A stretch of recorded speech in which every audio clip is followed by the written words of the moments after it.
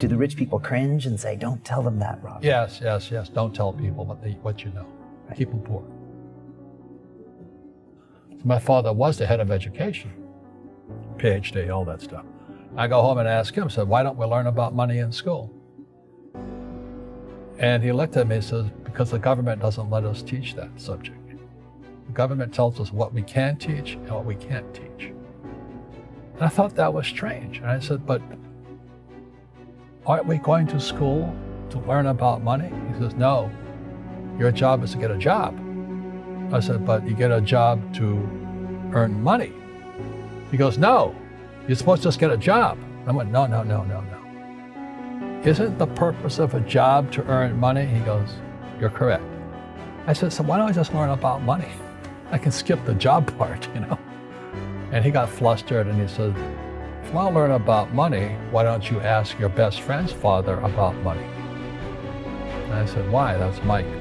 So why ask him? He says, because Mike's father is an entrepreneur. And I said, what are you? He says, I'm an employee, I'm a government employee. I went, oh, what's the difference? He says, the difference is an entrepreneur must know about money, or they're no longer entrepreneurs.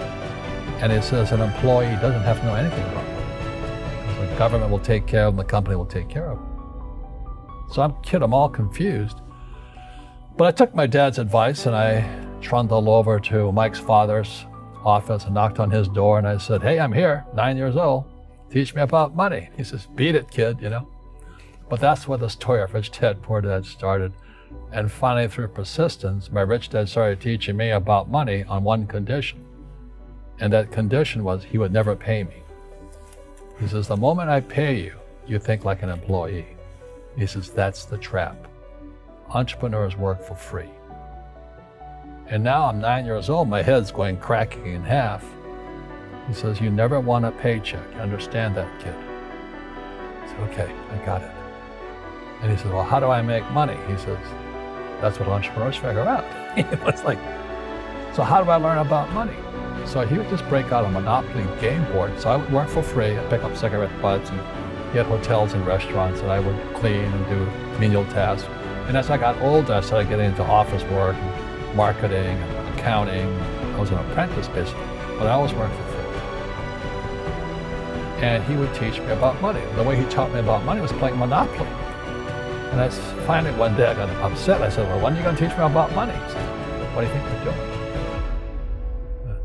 We're playing Monopoly. He goes, no. What do you think we're doing?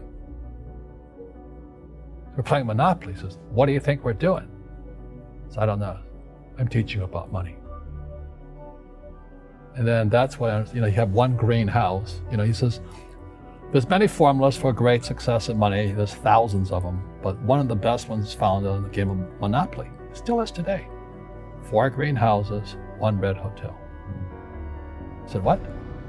He says, one of the greatest ways to acquire great wealth is playing Monopoly in real life. 4 green houses, 1 red hotel. But is that all there is? He goes, that's it. And he says, what do you think I'm doing? And I went, I don't know. So then he took me out and he showed me his greenhouses. And 10 years later, when I was 19, I was now in school in New York, and I come back to Hawaii, and Rich Dad had bought the biggest piece of land smack dab in the middle of Waikiki Beach. And when you go to Waikiki Beach today, you'll see the Hyatt Regency Hotel. That was his hotel. Just like the game of Monopoly. Just like the game of Monopoly. Acquired assets and they became bigger assets. He just kept what's called an assemblage, because that property wasn't that big at the time, so he had to buy out all the small guys. Because Waikiki was a little dirt water little town. So he'd buy out this shop owner and buy that shop owner. And it took him a while, but he finally assembled this large piece of property. And then he and Hyatt put up this giant hotel. And it just sold for $800 million. So that's how I learned about money.